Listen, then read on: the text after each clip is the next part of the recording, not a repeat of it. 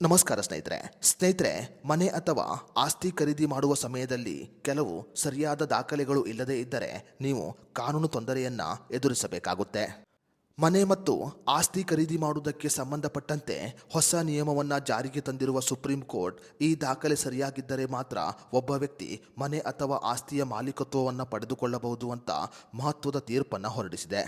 ಸ್ನೇಹಿತರೆ, ಆಸ್ತಿ ಖರೀದಿಯು ಒಂದು ದೊಡ್ಡ ಹಣಕಾಸಿನ ನಿರ್ಧಾರವಾಗಿದೆ. ರಿಜಿಸ್ಟ್ರೇಷನ್ ಒಂದು ಹಂತವಾದರೂ ಆಸ್ತಿಯ ಕಾನೂನು ಸ್ಥಿತಿಯನ್ನು ಖಚಿತಪಡಿಸಿಕೊಳ್ಳದೇ ಇದ್ದರೆ ಸಾಲ, ವಿವಾದ ಅಥವಾ ಮೋಸದ ಸಮಸ್ಯೆಗಳನ್ನು ನೀವು ಎದುರಿಸಬೇಕಾಗುತ್ತೆ. ಈ ಕಾರಣಗಳಿಂದ ಸುಪ್ರೀಂ ಕೋರ್ಟ್ ಈಗ ಆದೇಶವನ್ನು ಹೊರಡಿಸಿದ್ದು ಆಸ್ತಿಯ ದಾಖಲೆಗಳನ್ನು ಕಾನೂನು ತಜ್ಞರೊಂದಿಗೆ ಪರಿಶೀಲನೆ ಮಾಡುವುದನ್ನು ಕಡ್ಡಾಯಗೊಳಿಸಿದೆ. ಅದೇ ರೀತಿಯಲ್ಲಿ ಸುಪ್ರೀಂ ಕೋರ್ಟಿನ ಆದೇಶದ ಪ್ರಕಾರ ಸರಿಯಾದ ದಾಖಲೆಗಳು ಇದ್ದರೆ ಮಾತ್ರ ನೀವು ಆತ್ಮವಿಶ್ವಾಸದಿಂದ ಆಸ್ತಿಯ ಮಾಲೀಕರಾಗಬಹುದು. ನೀವು ಖರೀದಿ ಮಾಡಿದ ಆಸ್ತಿಯಲ್ಲಿ ಸಾಲ, ವಿವಾದ ಅಥವಾ ಯಾವುದೇ ಮೋಸದ ಸಮಸ್ಯೆಗಳು ಇದ್ದರೆ ನೀವು ಆ ಆಸ್ತಿಯ ಮಾಲೀಕತ್ವವನ್ನು ಪಡೆದುಕೊಳ್ಳಲು ಸಾಧ್ಯವಿಲ್ಲ. ಸುಪ್ರೀಂ ಕೋರ್ಟ್ ಆದೇಶದ ಪ್ರಕಾರ ಆಸ್ತಿಯನ್ನು ಖರೀದಿ ಮಾಡುವ ಸಮಯದಲ್ಲಿ ಶೀರ್ಷಿಕೆ ದಾಖಲೆಯನ್ನು ಕಡ್ಡಾಯವಾಗಿ ನೀಡಬೇಕು.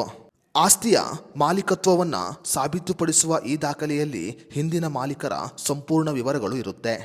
ಇನ್ನು ಎರಡನೇದಾಗಿ, ಆಸ್ತಿ ಖರೀದಿ ಮಾಡುವ ಸಮಯದಲ್ಲಿ ಎನ್ಕಂಬರೆನ್ಸ್ ಸರ್ಟಿಫಿಕೇಟ್ ಅನ್ನು ಕಡ್ಡಾಯವಾಗಿ ನೀಡಬೇಕು. ಕಳೆದ 12 ವರ್ಷಗಳಿಂದ ಆಸ್ತಿಯ ಮೇಲೆ ಸಾಲ, ಮೊಕದ್ದಮೆ ಅಥವಾ ಇತರೆ ಯಾವುದೇ ಆಕ್ಷೇಪಗಳಿಲ್ಲ ಅನ್ನುವ ಬಗ್ಗೆ ಈ ದಾಖಲೆ ಸ್ಪಷ್ಟಪಡಿಸುತ್ತೆ. ಅದೇ ರೀತಿಯಲ್ಲಿ ಆಸ್ತಿಯನ್ನು ನೋಂದಣಿ ಮಾಡುವ ಸಮಯದಲ್ಲಿ ಖಾತೆ ದಾಖಲೆಯನ್ನು ಕೂಡ ಕಡ್ಡಾಯವಾಗಿ ನೀಡಬೇಕು. ಆಸ್ತಿಯ ತೆರಿಗೆ ಪಾವತಿಯ ಇತಿಹಾಸವನ್ನು ಈ ದಾಖಲೆ ಒಳಗೊಂಡಿರುತ್ತೆ. ತೆರಿಗೆ ಬಾಕಿ ಇಲ್ಲ ಅಂತ ಖಚಿತಪಡಿಸಿಕೊಳ್ಳಲು ಖಾತೆ ದಾಖಲೆಯನ್ನು ಕಡ್ಡಾಯವಾಗಿ ನೀಡಬೇಕು. ಇನ್ನು ಕೊನೆಯದಾಗಿ NOC ಪತ್ರವನ್ನು ನೀಡುವುದು ಕಡ್ಡಾಯವಾಗಿದೆ. ಸಂಬಂಧಿತ ಇಲಾಖೆಯಿಂದ ಆಸ್ತಿಯ ಮೇಲೆ ಯಾವುದೇ ಆಕ್ಷೇಪಣೆ ಇಲ್ಲ ಅನ್ನೋದಕ್ಕೆ ಸಂಬಂಧಪಟ್ಟಂತೆ NOC ಸರ್ಟಿಫಿಕೇಟನ್ನು ರಿಜಿಸ್ಟರ್ ಸಮಯದಲ್ಲಿ ಕಡ್ಡಾಯವಾಗಿ ನೀಡಬೇಕು.